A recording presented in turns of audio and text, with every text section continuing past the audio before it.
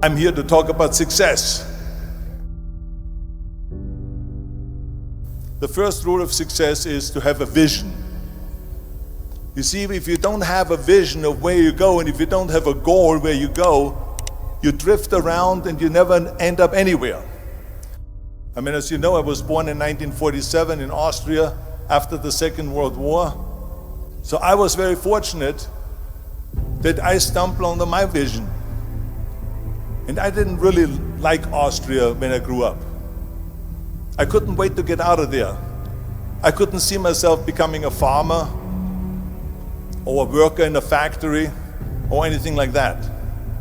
Even though my parents wanted me to stay there and have a normal life. But that was their vision, not mine.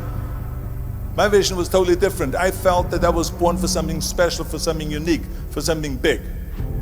Then one day I went to school. I remember I was 11 years old, and they showed a documentary about America. And there they showed in this documentary the huge skyscrapers, the high-rises, the huge bridges, the 6-lane freeways, and all of this stuff. And I said to myself, that's where I want to be. I don't want to be around here with these little farmhouses and these little buildings. I want to be in America. And one day after school, I walked by a store in Graz. So I went inside and I looked around and I looked at this stuff and I saw a magazine. I saw a bodybuilding magazine that had Reg Park on the cover. Reg Park was then a 3-time Mr. Universe. And I saw him on the big screen as Hercules. I read that and I said to myself, wow, this is the blueprint for my life. This is exactly what I want to do. I want to become a bodybuilding champion just like Reg Park. I want to get into movies just like Reg Park. And I want to make millions of dollars and be rich and famous just like Reg Park. Do you know how great it felt that I knew where I was going? Imagine the majority of people don't know where they're going.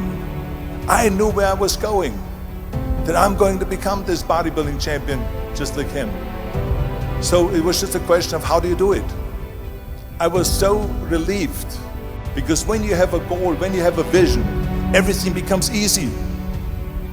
So people always ask me, when they saw me in the gym in the pumping iron days, they say, why is it that you're working out so hard? 5 hours a day, 6 hours a day, and you have always a smile on your face. And I told people all the time, I said, because to me, I'm shooting for a goal. In front of me is the Mr. Universe title. So every rep that I do gets me closer to accomplishing that goal, to make this goal, this vision turn into reality. Every single set that I do, every repetition, every weight that I lift will get me a step closer to turn this goal into reality. So I couldn't wait to do another 500-pound squat. I couldn't wait to do another 500-pound bench press. I couldn't wait to do another 2,000 reps of sit-ups. I couldn't wait for the next exercise. At the age of 20, I went to London and I won the Mr. Universe contest as the youngest Mr. Universe ever. And it was because I had a goal. So let me tell you something, visualizing your goal and going after it makes it fun. You got to have a purpose no matter what you do in life. You got to have a purpose. 74% hate their job in America.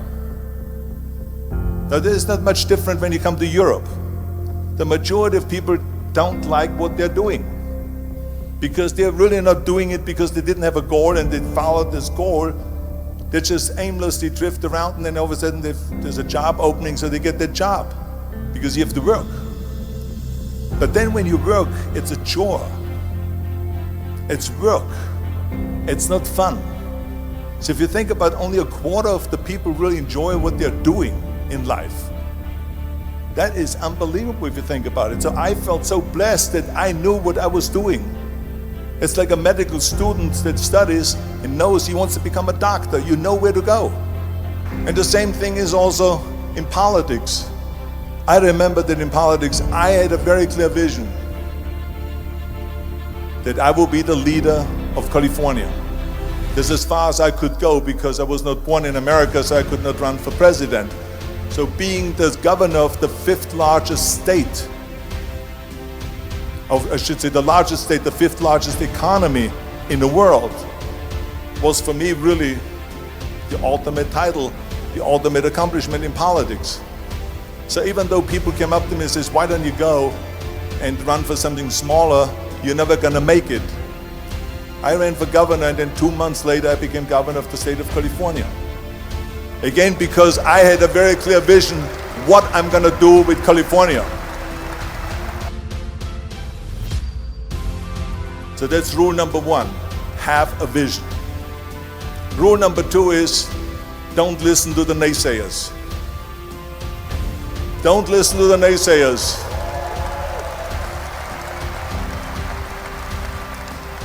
Everything I ever did, the thing that I heard out of people's mouth was, that's impossible. That can't be done. Or no. That is exactly what I heard, and of course I proved to the people that it can't be done. So whenever someone said to me, it can't be done, I heard it can be done. When they said no, I heard yes.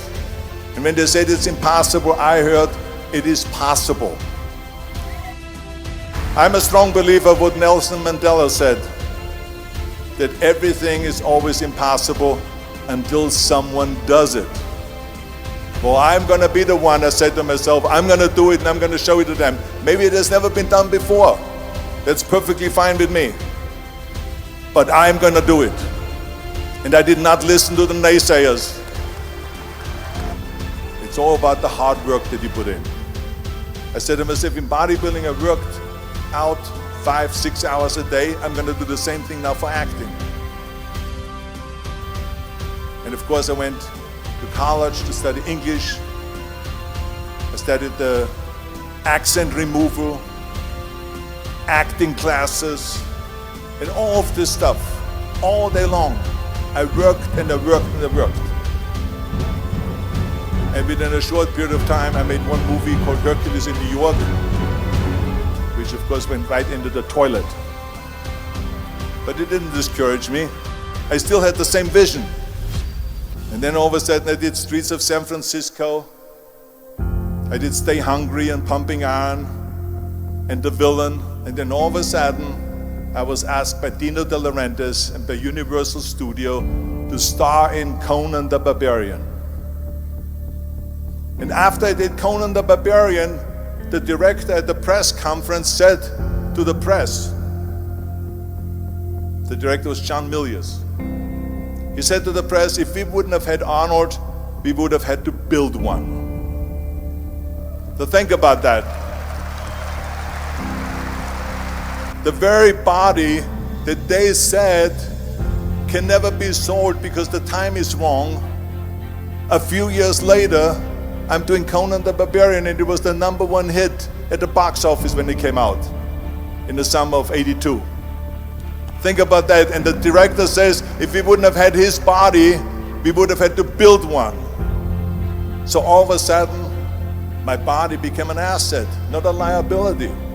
And the same thing was with Terminator. After we were finished filming Terminator, Jim Cameron said to the press, if Arnold wouldn't have had that accent and talked like a machine, I think the movie wouldn't have worked.